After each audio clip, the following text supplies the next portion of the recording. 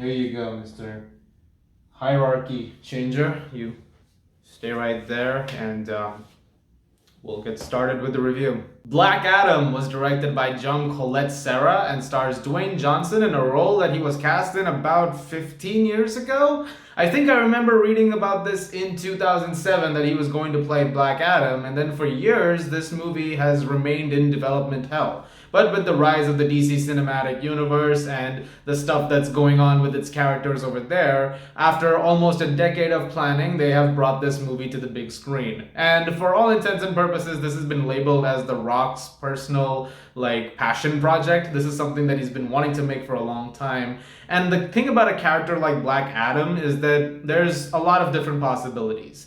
There's not a lot of comics that are exclusive just to Black Adam. In fact, he didn't really have a series until very recently. Otherwise, he's shown up in comics from time to time as sort of a second-tier villain. He fights Shazam every now and then. But really, he's in one specific location, that is Kahndaq. I mean, the most I've seen him recently was probably in Doomsday Clock.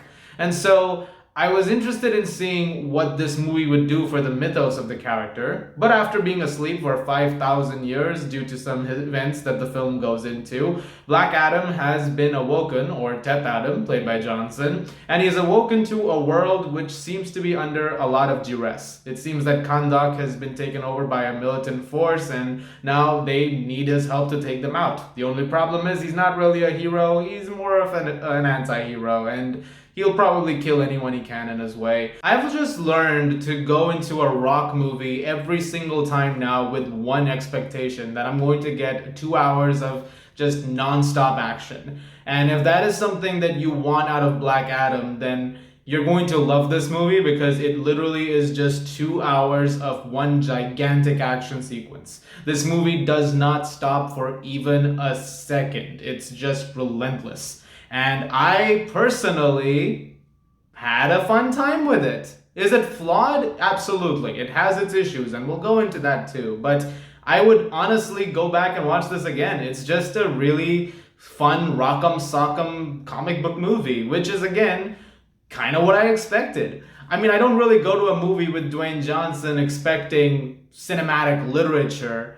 I'm going for the action, and the film delivers on that in spades. Except in this case, I do have to give props to Dwayne Johnson, because he's giving a performance over here that you can really tell he's been wanting to do his entire life. You can tell every day he was on set in costume was the best day of his life, and it shows in every moment that he's on screen. And I'm just glad he got to make the movie. There are times where you see something and you just feel happy for that person.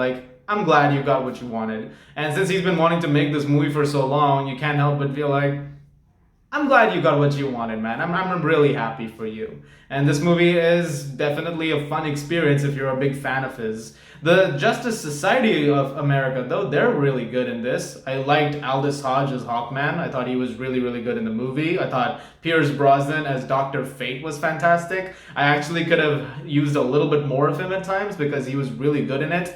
All the characters like Atom Smasher and Cyclone, they were all really good too. The costume design for this movie is immaculate. They have pulled as much as they can from the comics and just brought that to life on screen. And they've done so in a remarkable way, especially Dr. Fate. He looks exactly like his comic counterpart. And it is very much a big round of applause due to the crew who've come together to make those costumes. Lauren Ball's score is also really good. It's very action heavy. Lots of very loud percussions that are there throughout it. And it's really well done. There's a few moments where actual songs are used. One needle drop, which will probably be very annoying for some people. But I swear when I heard that, I was like, I can't hate this movie. Because they used the needle drop, and I knew they were probably going to do it, but I can't be upset that they used it. And, whatever. Maybe call it simplistic. Maybe I didn't exactly expect anything more from that, but that's not necessarily a bad thing.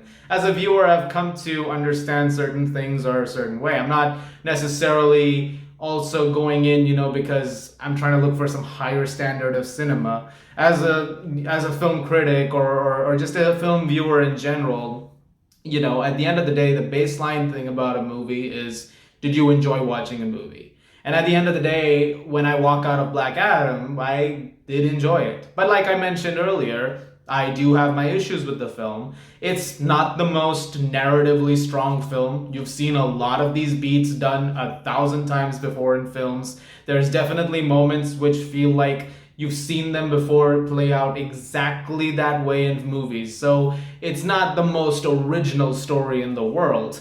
It's also got some editing and pacing issues from time to time. The first act especially, it does take a while to really get things going, and there's a lot of weird blocking in terms of the shots at times that didn't really make much sense to me. Then there are some shots which are really well executed, and then when those happen, I was like, well, I guess, that went differently. That was probably a better day to work on.